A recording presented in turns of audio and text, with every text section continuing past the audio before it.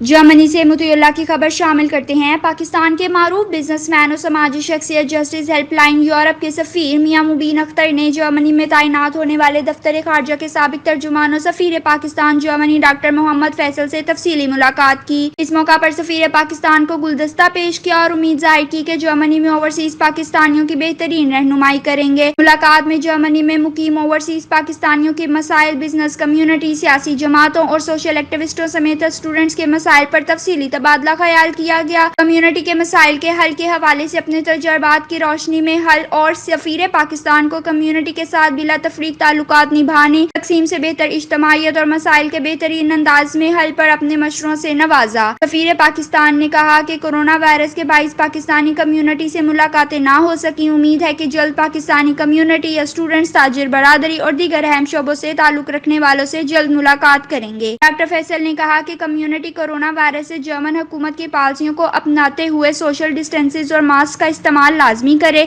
जैसे ही हालात दुरुस्त होते हैं सबसे मुलाकातें करेंगे। कोशिश करेंगे कि पाकिस्तानी कम्युनिटी के बेहतरीन तर्जुमानी कर सकें।